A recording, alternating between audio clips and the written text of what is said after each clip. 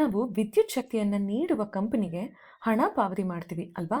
ನೀವು ರಸೀದಿಯನ್ನ ಅಥವಾ ಅದರ ಹಿಂಭಾಗವನ್ನ ನೋಡಿದ್ರೆ, ನೀವು ಉಪಯೋಗಿಸಿದ ಪ್ರತಿಯೊಂದು ಘಟಕದ ಶಕ್ತಿಗೆ ಎಷ್ಟು ಹಣ ಪಾವತಿ ಮಾಡ್ತೀರಾ ಅನ್ನೋದು ಕಾಣಿಸುತ್ತೆ.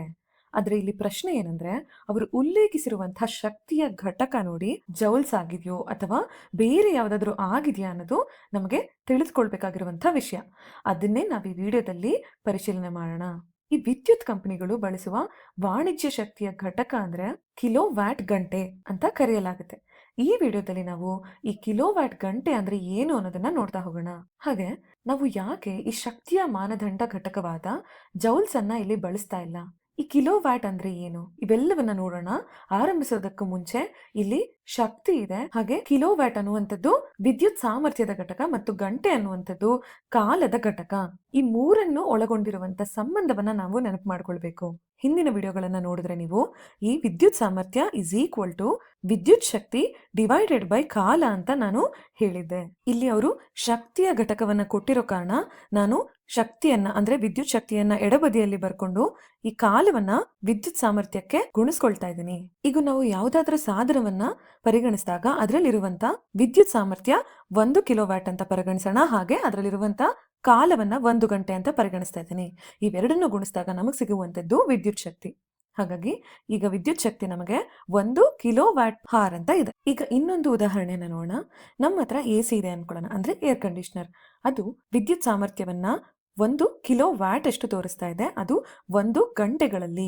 ಹಾಗಾಗಿ ಈ ಏರ್ ಕಂಡೀಷನರ್ನ ವಿದ್ಯುತ್ ಶಕ್ತಿ 1 ಕಿಲೋ ವ್ಯಾಟ್ ಹಾರ್ ಆಗುತ್ತೆ. ಇದನ್ನೇ ವಿದ್ಯುತ್ ಕಂಪನಿಗಳು 1 ಯೂನಿಟ್ ಅಂತ ಕರೀತಾರೆ. ಹಾಗಾಗಿ ಸಾಮಾನ್ಯವಾಗಿ ಹೇಳ್ತಾರಲ್ಲ, ನಿಮ್ಮ ಮನೆಯಲ್ಲಿ 1 ಯೂನಿಟ್ ಅಥವಾ 2 ಯೂನಿಟ್ ಕರೆಂಟ್ ಅನ್ನ ಬಳಸಿದ್ದೀರಾ ಅಂತ, ಆಗ ನೀವು ಪರಿಗಣಿಸಬಹುದು ಇದು 1 ಕಿಲೋ ವ್ಯಾಟ್ ಹಾರ್ ಅಂತ. ಈಗ ಇನ್ನೊಂದು ಉದಾಹರಣೆಯನ್ನು ನೋಡೋಣ. ನಿಮ್ಮ ಮನೆಯಲ್ಲಿ ರೆಫ್ರಿಜರೇಟರ್ ಅಂದ್ರೆ ಫ್ರಿಡ್ಜ್ ಇದೆ ಅಂತ ಭಾವಿಸೋಣ. ಅದು ಒಂದು 500 ವ್ಯಾಟ್ ರೇಟಿಂಗ್ ಇರುವಂತ ಫ್ರಿಡ್ಜ್. ಈಗ ಆ ಫ್ರಿಡ್ಜ್ 0.5 ಕಿಲೋ ವ್ಯಾಟ್ 10 ಗಂಟೆಯಲ್ಲಿ ಬಳಸಿದರೆ ವಿದ್ಯುತ್ ಶಕ್ತಿ ಏನಾಗುತ್ತೆ ಅಂತ ನೋಡೋಣ. 0.5 ಕಿಲೋ ವ್ಯಾಟ್ ಇಂಟು 10 ಆರ್, ಇವೆರಡನ್ನ ಗುಣಿಸ್ತಾ ಇದ್ದೀನಿ ಹಾಗೂ ನನಗ್ ಬಂದಂತ ಮೊತ್ತ 5 ಕಿಲೋ ವ್ಯಾಟ್ ಹಾರ್. ಇದನ್ನ ನಾವು 5 ಯೂನಿಟ್ಗಳು ಅಂತ ಪರಿಗಣಿಸಬಹುದು. ಹಾಗಾಗಿ ವಾಣಿಜ್ಯವಾಗಿ ಕಂಪನಿಗಳು ಘಟಕಗಳು ಅಥವಾ ಯೂನಿಟ್ಗಳು ಅಂದ್ರೆ ಕಿಲೋ ವ್ಯಾಟ್ ಗಂಟೆಗಳನ್ನ ಸೂಚಿಸ್ತಾ ಇದೆ ಅಂತ ನೀವು ಅರ್ಥ ಮಾಡ್ಕೊಳ್ಬಹುದು. ಹಾಗಾದ್ರೆ ಇಲ್ಲಿ ಜೌಲ್ಸ್ ಯಾಕೆ ಬಳಸ್ತಾ ಇಲ್ಲ?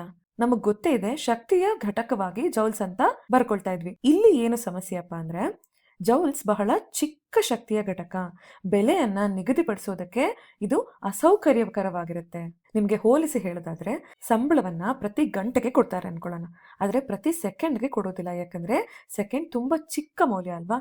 ಈಗ 1 ಸೆಕೆಂಡ್ಗೆ ನೀವು ಲೆಕ್ಕ ಹಾಕ್ತಾ ಹೋದ್ರೆ ಬಹಳಷ್ಟು ಸಮಯವನ್ನ ತಗೊಳುತ್ತೆ.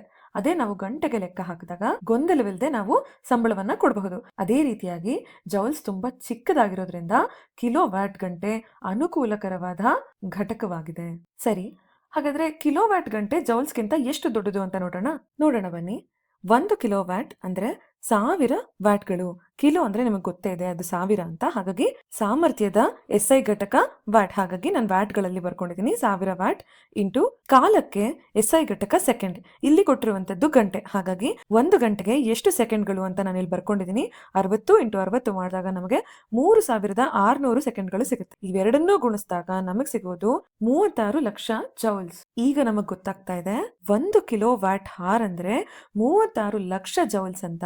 ಅದನ್ನ ನಾವು 3.6 ಇಂಟು 10⁶ ಜೌಲ್ಸ್ ಅಂತ ಕೂಡ ಬರ್ಕೊಳ್ಬಹುದು, ಅಥವಾ 3.6 ಮೆಗಾ ಜೌಲ್ಸ್ ಅಂತ ಕೂಡ ಕರಿಬಹುದು. ಹಾಗಾಗಿ ನೀವು ಪ್ರತಿ ಬಾರಿ ಸರಾಸರಿ ಪ್ರತಿ ಕಿಲೋ ವ್ಯಾಟ್ ಗಂಟೆಗೆ ಕಂಪನಿಗಳು 3 ರಿಂದ 6 ರೂಪಾಯಿಗಳನ್ನ ವಸೂಲಿ ಮಾಡ್ತಾರೆ. ಅದು ಸ್ಥಳ ಮತ್ತು ಬಳಕೆಯ ಆಧಾರದ ಮೇಲೆ ಕೂಡ ಬದಲಾಗುತ್ತೆ. ಆದ್ರಿಂದ 36 ಲಕ್ಷ ಜೌಲ್ಸ್ಗಾಗಿ ನಾವು 10 ರೂಪಾಯಿಗಿಂತ ಕಡಿಮೆ ಪಾವತಿ ಮಾಡ್ತೀವಿ. ಪ್ರತಿಯೊಂದು ಜೌಲ್ಸ್ಗೆ ಪಾವತಿಸುವುದು ಬಹಳ ಕಷ್ಟ, ಯಾಕಂದ್ರೆ ಅದು ಅತಿ ಚಿಕ್ಕ ಪ್ರಮಾಣದಲ್ಲಿ ಇರುತ್ತೆ. ನೀವೇನಾದ್ರೂ 36 ಲಕ್ಷವನ್ನ 1 ಜೌಲ್ಸ್ಗೆ ಲೆಕ್ಕ ಹಾಕೋದಾದ್ರೆ ಹಣ ಎಷ್ಟೋ 0.00 ಪೈಸೆ ಅಷ್ಟು ಹಣ ಸಿಗುತ್ತೆ. ಅದನ್ನ ಕಟ್ಟೋದಕ್ಕೆ ಅಥವಾ ಲೆಕ್ಕ ಹಾಕೋದಕ್ಕೆ ಬಹಳ ಕಷ್ಟ. ಅದಕ್ಕಾಗಿ ಈ 1 ಕಿಲೋ ವ್ಯಾಟ್ ಹಾರ್ ಘಟಕದಲ್ಲಿ ನಾವು ವಿದ್ಯುತ್ ಬಳಕೆಯನ್ನ ಲೆಕ್ಕ ಹಾಕ್ತೀವಿ.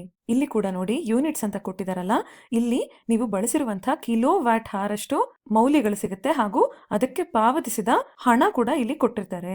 ಇಲ್ಲಿ ನೀವು ಪ್ರತಿ ತಿಂಗಳಿಗೂ ಅಥವಾ ಪ್ರತಿ ದಿವಸದ ಲೆಕ್ಕಕ್ಕೆ ಹಣ ಬದಲಾಗ್ತಾ ಹೋಗಿದೆ. ಈ ವಿಡಿಯೋದ ಸಾರಾಂಶಕ್ಕೆ ಬರೋಣ. ನೋಡಿ, ಶಕ್ತಿಯ ವಾಣಿಜ್ಯ ಘಟಕ ಅಂದ್ರೆ ನಮಗೆ ಕಿಲೋ ವ್ಯಾಟ್ ಹಾರ್ ಇದೆ, ಹಾಗೂ ಇದನ್ನೇ ನಾವು 1 ಯೂನಿಟ್ ಅಂತ ಕರಿತೀವಿ. ನಂತರ ಈ ವಿದ್ಯುತ್ ಸಾಮರ್ಥ್ಯ ಯಾವಾಗ್ಲೂ ಕಿಲೋ ವ್ಯಾಟ್ ಘಟಕದಲ್ಲಿರಬೇಕು, ಹಾಗೂ ಕಾಲ ಯಾವಾಗ್ಲೂ ಗಂಟೆಯ ಘಟಕದಲ್ಲಿರಬೇಕು. ಆಗ ನಮಗೆ ಈ ವಿದ್ಯುತ್ ಶಕ್ತಿ ಸಿಗುತ್ತೆ. ನಂತರ ಈ 1 ಕಿಲೋ ವ್ಯಾಟ್ ಹಾರ್ನ ಮೌಲ್ಯ 36 ಲಕ್ಷ ಜೌಲ್ಸ್ ಅಷ್ಟು, ಅಥವಾ 3.6 ಮೆಗಾ ಜೌಲ್ಸ್ ಅಷ್ಟು. ಹಾಗೆ ಇನ್ನು ಕೆಲವರು ಅನ್ಕೊಳ್ತಾರೆ ಈ ಕಿಲೋವ್ಯಾಟ್ ಹಾರ್ ಅನ್ನುವಂಥದ್ದು ವಿದ್ಯುತ್ ಸಾಮರ್ಥ್ಯದ ಘಟಕ ಅಂತ. ಅದು ತಪ್ಪು. ಯಾಕಂದ್ರೆ ಕಿಲೋವ್ಯಾಟ್ ಮಾತ್ರ ಸಾಮರ್ಥ್ಯದ ಘಟಕವಾಗಿರುತ್ತೆ, ಅದರ ಜೊತೆಗೆ ಇರುವಂತಹ ಗಂಟೆ ಕಾಲದ ಘಟಕವಾಗಿರುತ್ತೆ. ಹಾಗಾಗಿ ಈ 1 ಯೂನಿಟ್ ನಮಗೆ 1 ಕಿಲೋವ್ಯಾಟ್ ಹಾರ್ ಅನ್ನ ಸೂಚಿಸ್ತಾ ಇದೆ.